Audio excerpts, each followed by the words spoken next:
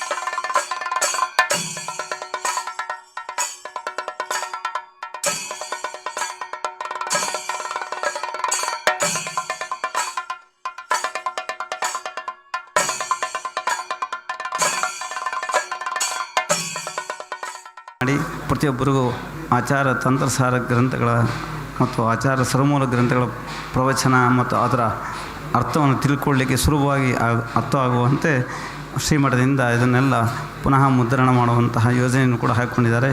ಇಂತಹ ಕಾರ್ಯಕ್ರಮ ಬಹಳ ಬೇಗ ನೆರವೇರಲಿ, ಪ್ರತಿಯೊಬ್ಬರೂ ಅದರ ಪ್ರಯೋಜನ ಸಿಗಲಿ. ಇಂತಹ ದೊಡ್ಡ ಕಾರ್ಯಕ್ರಮದಲ್ಲಿ ರಾಘವೇಂದ್ರ ಸ್ವಾಮಿ ಮಠಾಧೀಶರು ಹಾಗೂ ಶ್ರಾಮಠ ಶ್ರೀ ವಿದ್ಯಾಶ್ರೀಷ ತೀರ್ಥ ಶ್ರೀಪಾದಂಗಳವರು ತುಂಬ ಅಭಿಮಾನದಿಂದ ನಮ್ಮನ್ನು ಇಲ್ಲಿಗೆ ಬರಲೇಬೇಕು ಅಂತ ಹೇಳಿ ಒತ್ತಾಯ ಮಾಡಿದ್ರು. ನಮಗೊಂದು ಅವಕಾಶ ಆಯಿತು. ಇಲ್ಲಿ ಹೋದರೆ ನಾವು ಈ ಒಂದು ಕಾರ್ಯಕ್ರಮದಲ್ಲಿ ಭಾಗವಹಿಸೋದ್ರಲ್ಲಿ ವಂಚಿತರಾಗ್ತಾ ಇದ್ವಿ. 3 ತೀರ್ಥಗಳ ಒಂದು ಸಂಗಮ, ಕಪಿಲ, ಕಾವೇರಿ, ಸ್ಫಟಿಕ ಸರೋವರ. ಹೇಗೆ ಪ್ರಯಾಗದಲ್ಲಿ ಗಂಗಾ ಯಮುನಾ ಸರಸ್ವತಿಗಳ ಸಂಗಮವೋ, ಗಂಗಾ ಯಮುನೆಗಳು ಪ್ರತ್ಯಕ್ಷವಾಗಿ ಅಲ್ಲಿ ಜಲರೂಪದಿಂದ ಅಲ್ಲಿ ದರ್ಶನವನ್ನಿತ್ತರೂ, ಸರಸ್ವತಿ ಗುಪ್ತಗಾಮಿನಿಯಾಗಿ ಆ ಎರಡು ನದಿಗಳ ಜೊತೆಯಲ್ಲಿ ಸೇರಿ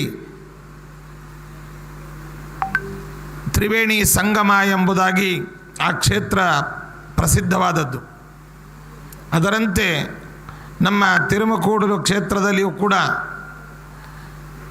ಕಾವೇರಿ ಕಪಿಲ ಎರಡು ನದಿಗಳು ಜಲರೂಪದಿಂದ ಪ್ರತ್ಯಕ್ಷವಾಗಿ ಇಲ್ಲಿ ದರ್ಶನವನ್ನು ನೀಡಿದರೂ ಸ್ಫಟಿಕ ಸರೋವರ ಎಂಬಂತಹ ಮತ್ತೊಂದು ತೀರ್ಥ ವಿಶೇಷದ ಈ ಎರಡು ನದಿಗಳ ಜೊತೆಯಲ್ಲಿ ಸೇರಿಕೊಂಡು ಈ ಕ್ಷೇತ್ರ ತ್ರಿವೇಣಿ ಕ್ಷೇತ್ರವಾಗಿ ತಿರುಮಕೂಡಲು ಎಂಬುದಾಗಿ ಇಲ್ಲಿ ಪ್ರಸಿದ್ಧವಾಗಿದೆ.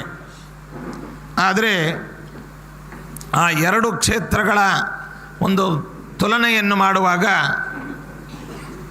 ಉತ್ತರ ಭಾರತ ದೇಶದಲ್ಲಿ ಆ ತ್ರಿವೇಣಿ ಸಂಗಮ ಅತ್ಯಂತ ಪ್ರಸಿದ್ಧವಾದರೆ ನಮ್ಮ ದಕ್ಷಿಣ ಭಾರತ ದೇಶದಲ್ಲಿ ಈ ತ್ರಿವೇಣಿ ಸಂಗಮವು ಅತ್ಯಂತ ಪ್ರಸಿದ್ಧವಾದದ್ದು.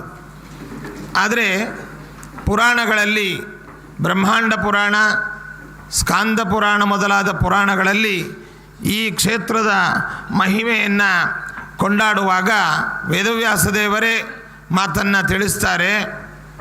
ಈ ಕ್ಷೇತ್ರ ತ್ರಿವೇಣಿ ಸಂಗಮವಾದಂತಹ ಪ್ರಯಾಗ ಕ್ಷೇತ್ರಕ್ಕಿಂತಲೂ ಒಂದು ಗುಂಜಿ ವಿಶಿಷ್ಟವಾದ ಪುಣ್ಯಪ್ರದವಾದದ್ದು ಎಂಬುದಾಗಿ. ಇದನ್ನು ತಿಳಿಸಲೋಸುಕವಾಗಿ ಇಲ್ಲಿಯೇ ಕ್ಷೇತ್ರದಲ್ಲಿ ವಿರಾಜಮಾನರಾದಂತಹ ನರಸಿಂಹದೇವರು ತಮ್ಮ ಕೈಯಲ್ಲಿ ಈ ಗುಲಗುಂಜಿ ಅದನ್ನು ಕೈಯಲ್ಲಿ ಧಾರಣೆ ಮಾಡಿ ಆ ಕ್ಷೇತ್ರಕ್ಕಿಂತಲೂ ಈ ಕ್ಷೇತ್ರ ಒಂದು ಗುಲಗುಂಜಿ ಅಧಿಕ ಪುಣ್ಯಪ್ರದವಾದದ್ದು ಎಂಬುದಾಗಿ ಸಂದೇಶವನ್ನು ನೀಡುವ ನಿಟ್ಟಿನಲ್ಲಿ ನರಸಿಂಹದೇವರು ವಿರಾಜಮಾನರಾಗಿದ್ದಾರೆ. ಬ್ರಹ್ಮದೇವರು ವ್ಯಾಪ್ತೋಪಾಸಕರಾಗಿ ವೃಕ್ಷ ರೂಪದಲ್ಲಿ ಅಶ್ವತ್ಥ ನಾರಾಯಣನನ್ನು ಇಲ್ಲಿ ಸ್ಥಾಪಿಸಿ ಅವರು ಪೂಜಿಸಿರುವಂಥ ಉಲ್ಲೇಖವೂ ಕೂಡ ಪುರಾಣದಲ್ಲಿದೆ. ಅದನ್ನು ಬ್ರಹ್ಮಾಶ್ವತ್ಥ ಎಂಬುದಾಗಿ ಇಲ್ಲಿ ಕರೀತಾರೆ. ಇತರ ಭಾಷ್ಯಗಳು ಹೇಗೆ ಅದಕ್ಕೆ ಹೊಂದಿಕೆ ಆಗೋದಿಲ್ಲ ಅನ್ನೋದನ್ನು ನಾವು ಒಂದೊಂದು ಬ್ರಹ್ಮಸೂತ್ರಕ್ಕೂ ಕೂಡ ನಾವು ತೋರಿಸ್ತೇವೆ ಅಂತ ಪ್ರಸಿದ್ಧ ಮಾಡಿದ್ದಾರೆ ವ್ಯಾಸರಾಯರು. ಅದೇ ರೀತಿಯಾಗಿ ಅದೇ ಕ್ರಮದಲ್ಲಿ ಶ್ರೀಶೃಂಗಕಾಚಾರ್ಯರು ಕೂಡ ನಮಗೆ ಉಳಿದ 2 ಅಧ್ಯಾಯಗಳಲ್ಲಿ ಪ್ರತಿ ಸೂತ್ರಕ್ಕೂ ಆಚಾರ್ಯರ ಭಾಷ್ಯ ಎಷ್ಟು ಸಮಂಜಸವಾದ ಭಾಷ್ಯ ಮತ್ತು ಇತರ ಭಾಷ್ಯಗಳಲ್ಲಿ ನಾವಂತಹ ಸಾಮಂಜಸ್ಯವನ್ನು ನೋಡೋದಿಲ್ಲ ಅನ್ನೋದನ್ನು ಅದೇ ರೀತಿಯಾಗಿ ತೋರಿಸಿದ ಮಹಾನುಭಾವರು.